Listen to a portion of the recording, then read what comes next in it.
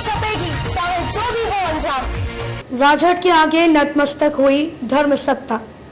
भाड़ मीडिया ने मोदी की तुलना में भगवान राम को किया बौना। मुहूर्त और पात्रता का यक्ष प्रश्न आस्थावानों को मत्ता रखेगा। गोदी मीडिया ने पार की चाटुकारिता की सारी हदें। मेहनत करे मुर्गा, अंडा खाए फकीर वाली कहावत 5 अगस्त को साकेत धाम में भगवान श्री राम के मंदिर निर्माण के लिए दोबारा किए गए भूमि पूजन संपन्न होते ही फलीभूत हो गए। हिंदू शास्त्रों में देवरात्रि और पंचक में हर तरह के शुभ कार्य करना वर्जित किया गया है। साथ ही पत्नी को त्याग चुके पूर्ण खंडित व्यक्ति को व्यक्तिगत, पारिवारिक, सामाजिक अनुष्ठान करने के लिए अपात्र माना गया है। इस बात को धर्म में आस्था रखने वाला निरक्षर भी जानता और मानता है।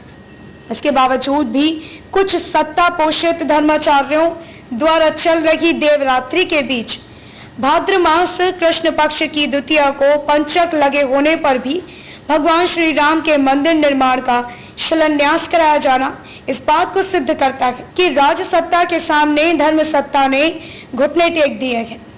इस कृत्य से धर्माचार्यों पर भी सवालिया निशान लगना स्वाभाविक है कि क्या धर्माचरण केवल धर्म भीरू जनता के लिए ही है। समर्थ के लिए अधर्म आचरण भी धर्म बन जाता है और धर्म ध्वजा उठाने वाले नतमस्तकीय होकर हांजू हांजू करते रहते हैं। मान्यता है कि जिस प्रकार देश संविधान से चलेगा उसी प्रकार धर्म वेद, उपनिषद, संहिताओं, पुराणों, मनुस्मृति, ब्राह्मण ग्रंथों से चलेगा। ज्योतिष शास्त्र, वास्तु शास्त्र का सबसे बड़ा ग्रंथ भृगु संहिता को माना गया है। उसमें भी पंचक को अशुभ मुहूर्त माना गया है।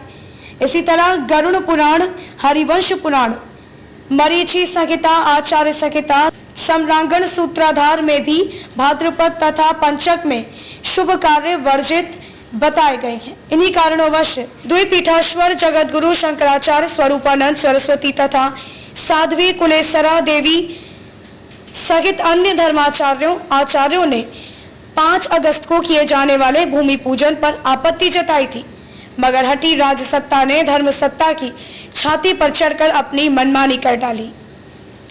द्विपीठाधीश्वर जगत गुरु शंकराचार्य स्वरूपानंद सरस्वती ने देश के गृह मंत्री पर देश को गुमराह करने का आरोप लगाते हुए कहा है कि मंदिर निर्माण का मार्ग पक्षकारों, अधिवक्ताओं और न्यायाधीशों ने प्रशस्त किया है, न कि सरकार ने। उनका तो यह कहना है कि सरकार, भारतीय जनता पार्टी, राष्ट्रीय स्वयंसेवक संघ, विश्व हिंदू परिषद ने मिलकर अयोध्या में एक नई मस्जिद के निर्माण का मार्ग जरूर प्रशस्त किया है। स्वरूपानंद सरस्वती के अनुसार अखिल भारतीय श्री राम जन्मभूमि पुनरुद्धार समिति के अधिवक्ता परमेश्वर नाथ मिश्र एवं उनकी सहयोगी अधिवक्ता सुश्री रंजना अग्निहोत्री की जिरह का परिणाम है कि विवादास्पद ढांचे के मध्य गुंबद के नीचे की भूमि को श्री राम जन्मभूमि घोषित किया गया। अन्य पक्षकारों के अधिवक्ताओं की कमजोर पैरवी के कारण ही इलाहाबाद हाईकोर्ट ने अपने फैसले में वाद भूमि को 3 हिस्सों में बांटा था।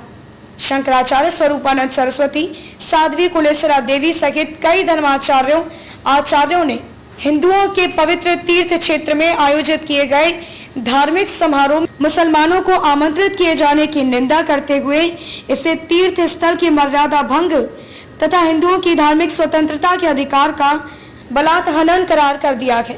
इनके अनुसार जब श्री जगन्नाथपुरी, श्री बद्रीनाथ धाम, श्री विश्वनाथ मंदिर, श्री गुरुवायूर मंदिर, श्री तिरुपति बालाजी मंदिर, श्री अयप्पा स्वामी मंदिर, श्री पद्मनाभ स्वामी मंदिर में मुसलमानों का प्रवेश निषेध है, तो फिर श्री राम जन्मभूमि के धार्मिक समारोह में भारत सरकार द्वारा निर्मित न्यास ने भारतीय संविधान के अनुच्छेद 25 एवं 26 से प्राप्त हिंदुओं के मौलिक अधिकारों का शासन के जोर पर हनन क्यों किया है। इनका कहना है कि वे राजनीतिक उद्देश्यों की पूर्ति, मुस्लिम एवं अन्य धर्मावलंबियों के तुष्टीकरण के लिए श्री राम का इस्तेमाल नहीं होने देंगे। जरूरत पड़ने पर न्यायालय का दरवाजा खटखटाने की बात भी कही है। 5 अगस्त को मीडिया ने भी चापलूसी, चाटुकारिता की सारी हदें पार कर दी। मोदी द्वारा साष्टांग दंडवत करने को इस तरह प्रस्तुत किया गया जैसे इसके पहले कभी किसी ने भगवान को साष्टांग दंडवत किया ही नहीं।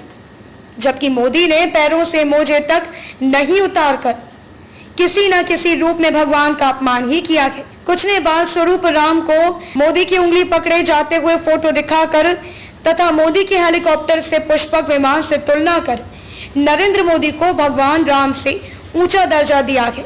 कुल मिलाकर भले कि श्री राम का निर्माण कार्य शुरू होने जा रहा है, मगर वाद विवाद आरोप प्रत्यारोप का दौर खत्म होने वाला नहीं है। मंदिरों की आड़ में वर्षों से खेली जा रही सियासत थमने वाली नहीं है।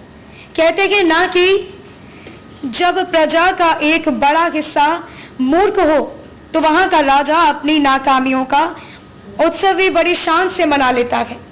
ऐसा ही दौर देश में अभी चलता रहेगा। कटनी से लेखक अश्विनी बढ़ गया, अधिवक्ता स्वतंत्र पत्रकार की खास रिपोर्ट।